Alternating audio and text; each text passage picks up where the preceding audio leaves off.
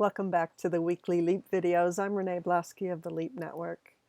If you've been following these videos in order, you've known that I've gone through the 4 steps, the first 2 steps of the 4 steps of growing your business without the overwhelm. So there's an introduction video, then there's step 1, and that's knowing who you serve, and step 2 is getting your back end organized. If you haven't watched those videos, go ahead and do that, and also download the free book that goes along with this. It's titled 4 Steps to Growing Your Business Without the Overwhelm. And in that ebook, you will find the worksheets that go along with each of these videos. So make sure you do that, and I'll put the link in the comments section or the introduction section in the where you can find this video. So please do that, because it is so very helpful when you actually take part in the exercises rather than just listening without doing the exercises. You get so much more out of it, and you can actually start taking action so that you feel like you're making progress and growing your business. So today I want to talk to you about step 3. And step 3 is all about delegation. When you start growing your business, you have the instances where you're going to start feeling overwhelmed because there is just so much to do. Even when you're going from your startup phase to your early next step 1, your first phase in growth, there's always something to do. And if you're easily overwhelmed, this can be really damaging because it'll stop you in your tracks. And one way to get out of overwhelm is to delegate. So there is a trick to this delegation, but you have to realize first that you simply can't do it all, and you shouldn't be expected to have to do it all. Everybody has help, and you can ask for help. Asking for help is not a sign of weakness, and in actual fact, I look at it as a sign of strength. Because when you realize that you are harming your company by not being able to do everything and trying to do everything, and as a result, stalling your progress in your growth because you're trying to do it all yourself, you're actually damaging yourself, you're actually damaging your company, and your clients are going to notice the difference. So ask for that help. Learn how to delegate, okay? So if you have the right people doing the right things, you're going to get the most effective results, okay? So the first thing you want to do is review that list of tasks that you made in step 2. And again, as I say, if you haven't yet to look at step 2 video, go back and do that, because you'll need to look at those steps to decide how you can delegate, okay? So we want to know which one of the steps that you can delegate. So let's go through a 4-step process. And there's actually not a worksheet for this in the ebook, but if you can get out a sheet of paper and just write this down and try to look at all of the steps in your business, the processes and systems that you wrote down in the last video, and any other things that you can look at to determine what needs to be delegated. Okay, so step 1 is to determine what you can do yourself.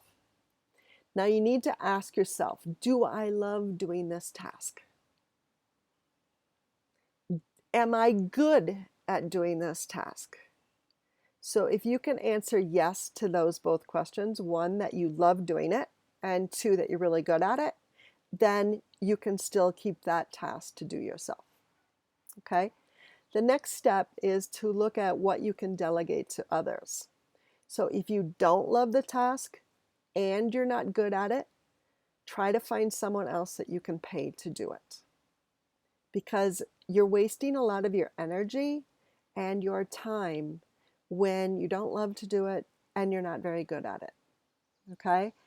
Then look at, if you've determined that a certain task isn't really necessary and it's not producing revenue, then think about whether you even need to have it happen.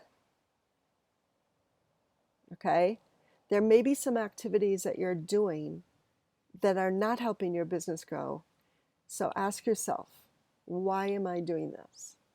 And if it's not for a very good reason, stop. Stop doing it. Okay?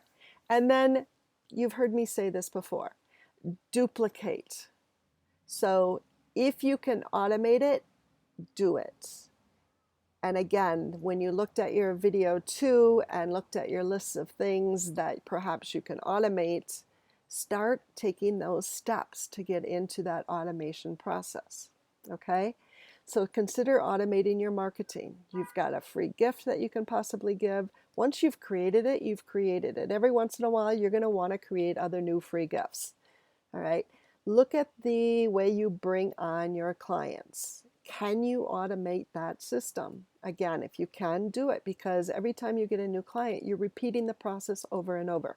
When you have processes that are repetitive, typically it means that you can automate it. So look at doing that. Again, go back to video 2 and see how you can look at your systems and processes. What is it that you are replicating over and over and over again?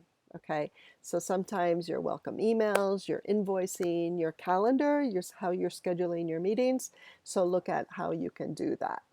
Now, when you start delegating, you free up your time so that you can really concentrate on those items that make you the revenue. And remember, I said it's typically marketing and sales and development. And you also want to free up time to do your networking because, again, that's part of your marketing. So make sure that you delegate. Now, the things that I have delegated my newsletter. I will create the newsletter, but then I hand over the formatting and the scheduling of the newsletter and some other issues with the newsletter to my certified virtual assistant. I've effectively handed over the autoresponders for the email to my system. I created the system that handles all the automation of emails.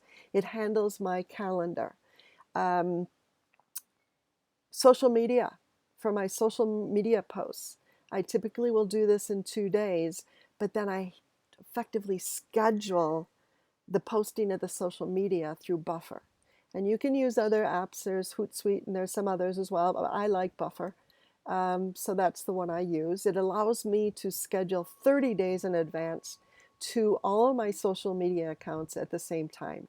So again, I'm saving time. So effectively, I've delegated the scheduling to Buffer. It's an app, but it's still a delegation. I'm moving the everyday posting to some other system. Okay, and I'm using my CVA, my virtual assistant, as often as I can. There are times when she will do graphic design for me. She will do website management for me. She will do a lot of skills that I don't necessarily have. She does. So it takes her maybe 10 minutes to do something where it could take me an hour. So it's more efficient and more economical for me to concentrate what I'm good at and what I love to do, and then let her do what she's good at and what she loves to do. So keep these in mind. Go back through your lists that you did in the video 2 in terms of looking at your back end and organizing it. See which systems or which items in your to-do list you can delegate either to another person or to a system and process. So I hope you've enjoyed this video today. And then the next video, we will actually look at taking consistent action and being accountable. Because again, this is very important when you're growing your business without overwhelm. So until next time, all the best, and I hope you enjoy your week. Bye.